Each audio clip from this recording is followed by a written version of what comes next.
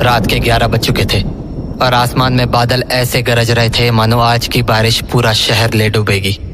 उस रात विजय को ऑफिस से निकलने में देरी हो गई थी और मौसम देखकर उसे अंदाजा हो चुका था कि बारिश बहुत तेज होने वाली थी।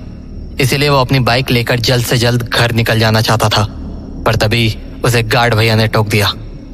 अरे विजय जी, इतनी रात गए कहाँ जा रहे हैं आप? कहाँ जाऊंगा भैया, इस वक्त अपने घर जा रहा हूँ। पर विजय जी, अभी निकलना ठीक नहीं होगा। अरे कोई बात नहीं भैया, रेनकोट है ना, नहीं भीगूंगा।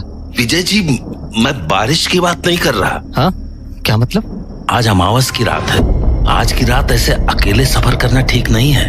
अरे अमावस से तो क्या हुआ, क्या बोल रहे हो आप? विजय जी, कहते हैं अमावस की रात में प्रेत सबसे ज्यादा ताकतवर होते हैं, इसलिए अच्छा होगा कि आप आज अकेले न जाएं, कल सुबह चले जाइएगा। हो गया आपका गार्ड साहब, या और भी कहानियां सुनानी है? विजय जी, मैं गार्ड साहब प्लीज यार, निकलने दो मुझे अब, वरना कहीं बारिश आ गई ना तो बीच रास्ते में फंस जाऊंगा। विजय अपनी बाइक से निकलने ही वाला था कि गार्ड साहब ने उसे फिर से टोक दिया। विजय जी देखिए, मैं जानता हूँ आप मुझसे ज्यादा पढ़े लिखे हैं और आप भूत प्रेत इन सब चीजों को नहीं मानते, फिर भी आप इसे रख लीजिए। ये क्या है? हनुमान जी का लॉकेट है विजय जी, ये आज रात आपकी रक्षा करेगा। अरे गार्ड साहब, मुझे कुछ नहीं होगा, और मैंने कहा ना मैं इन सब में। इसको आप अपने पास रख लीजिए, हमारा मन रखने के लिए ही सही, पर बस आप रख लीजिए इसको। हाँ, आप भी ना गार्ड साहब, लाइए।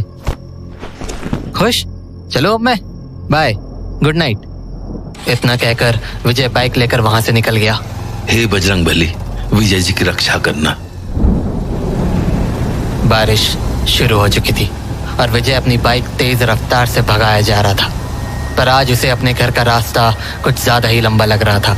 वो तेज बारिश में बचता बचाता आधे रास्ते तक तो पहुंच गया, पर बाकी का रास्ता तय करने की उसकी हिम्मत नहीं बची थी। तभी उसे अपनी बाईं तरफ जाता हुआ एक रास्ता दिखा। वो रास्ता दरअसल एक शॉर्टकट था। विजय उस शॉर्टकट के बारे में जानता तो था, पर वो कभी भी उस रास्ते से अपने घर नहीं गया था, क्योंकि वो रास्ता बेहद खराब था और तो और हर तरफ हमेशा एक अजीब सी खामोशी छाई रहती थी।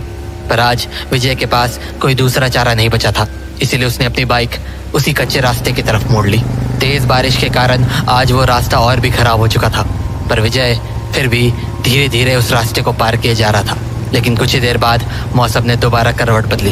बारिश और हवाओं की रफ्तार इतनी ज्यादा तेज हो गई कि बाइक का आगे बढ़ना भी मुश्किल हो रहा था। तो विजय आसपास के घरों में बारिश से बचने की जगह ढूंढने लगा, पर उसे आसपास जो भी टूटे फूटे घर दिख रहे थे उनमें से किसी की भी छत नहीं थी, मानो एक साथ गांव के सभी घरों की छत गिर गई हो।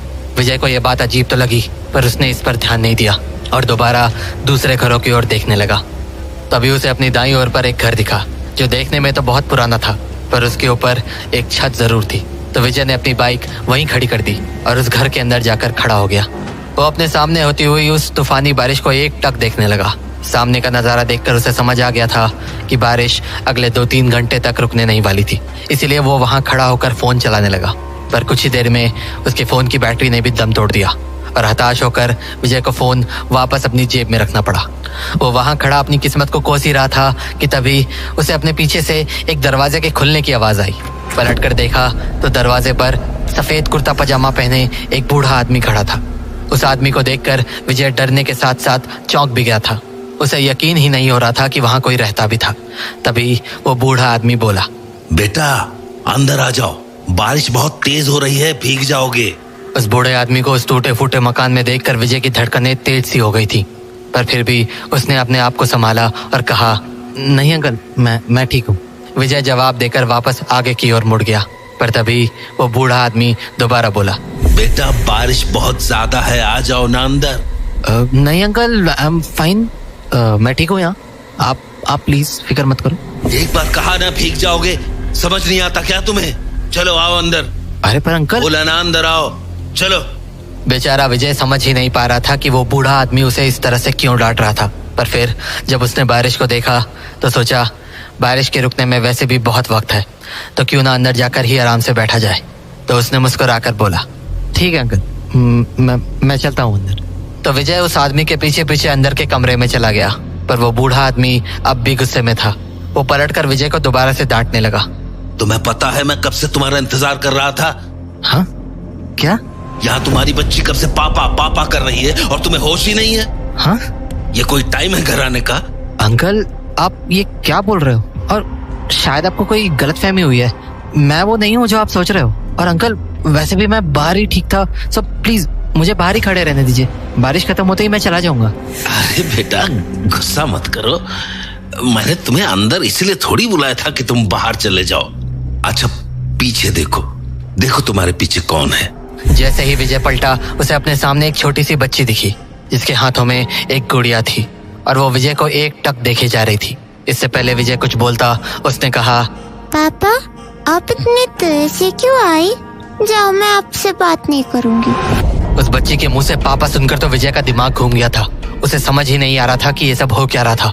वो ये सब सोच ही रहा था कि वो बूढ़ा आदमी विजय के बेहद करीब आकर बोला, अपनी बेटे की बात का जवाब तो दे दो, क्या हुआ है तुम्हें? उस बूढ़े आदमी की बात सुनते ही विजय झुंझला कर बोला, अरे क्या बेटी बेटी लगा रखा है आपने? मैंने अपनी पूरी जिंदगी में ना तो आपको कभी देखा है ना इस बच्ची को। प्लीज ये फालतू बातें मेरे साथ मत कीजिए और मुझे जाने दीजिए। विजय ने इतना कहा ही था कि कमरे का दरवाजा जोर से बंद हो गया। और तो और वो बच्ची भी अब वहां नहीं खड़ी थी। पर इससे पहले विजय कुछ सोच पाता, उसे उस बूढ़े आदमी की आवाज दोबारा से आई और इस बार आवाज बहुत ज्यादा भयानक थी। तुमने ये अच्छा नहीं किया, बिल्कुल अच्छा नहीं किया, बिल्कुल। अपनी बेटी के साथ तुम्हें ऐसा नहीं करना चाहिए था। डर के मारे जब विजय उस बूढ़े आदमी की तरफ मुड़ा तो सामने का नजारा देखकर उसके होश उड़ गए। वो बूढ़ा आदमी तो उसके सामने ही खड़ा था, पर वो बच्ची उसके ठीक पीछे छत की कड़ी से किसी लाश की तरह झूल रही थी। विजय ये देखते ही समझ गया कि उसका सामना किसी ऐसी चीज से हो चुका था जो इंसानी दुनिया के तो बिल्कुल भी नहीं थे। विजय पलटा और दरवाजा खोलकर बाहर भागने की नाकाम कोशिशें करने लगा, पर दरवाजा खुलने का नाम ही नहीं ले रहा था। तभी उसे उसी बच्ची की आवाज सुनाई पड़ी, पापा पापा। डरते हुए जब विजय पीछे मुड़ा तो उसकी बची खुची हिम्मत भी हवा हो गई। वो बूढ़ा आदमी अब वहां से गायब हो चुका था और उस रस्सी से लटकती बच्ची ने अपनी आंखें खोल रखी थी और वो एक टक विजय को मुस्कुराते हुए देखी जा रही थी। पापा, अब मैं आपको कहीं नहीं जाने दूंगी। अब आप हमेशा यही रहोगी मेरे पास।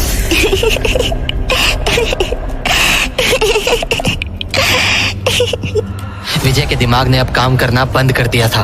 उस हंसी को सुनकर उसके हाथ पांव सब ठंडे हो चुके थे, इसीलिए उसने पलटकर दोबारा दरवाजा खोलने की सोची। पर जैसे ही वो पलटा, उसने अपने ठीक सामने उसी बूढ़े आदमी को खड़ा पाया। पर इस बार शायद वो अपने असली रूप में आ गया था। उसके पूरे शरीर पर खून के धब्बों के निशान थे और उसके पेट से उसकी आंतें बाहर आ रही थी। तभी वो बोला, अब तुम हमेशा यही रहोगे हमारे साथ।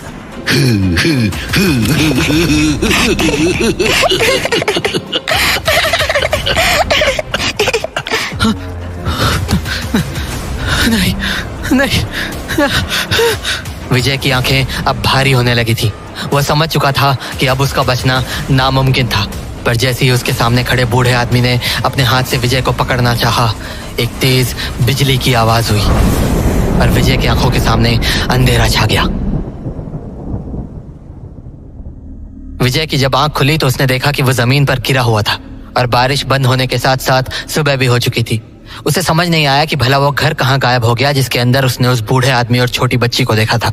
और तो और उसे ठीक से याद भी नहीं था कि कल रात उसके साथ आखिर हुआ क्या था।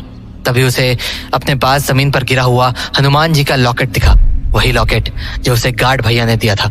उस लॉकेट को देखने के बाद विजय के सामने सब कुछ साफ हो गया। वो समझ गया कि पिछली रात उसका सामना प्रेतों से हुआ था और वो उनसे इसलिए बचकर निकल पाया क्योंकि उसके पास हनुमान जी का ये लॉकेट था। उसने उस लॉकेट को माथे से लगाया और अपनी जेब में रखकर वहां से निकल गया। लेकिन इस हादसे के बाद विजय एक बात तो अच्छे से समझ गया था कि भूत प्रेत जरूर होते हैं और वो इंसानों को कभी भी नुकसान पहुंचा सकते हैं, पर जिनके साथ बजरंग बली का आशीर्वाद होता है उनका वो बाल भी बांका नहीं कर सकते, क्योंकि भूत पिशाच निकट ना आवे, महावीर जब नाम सुनावे।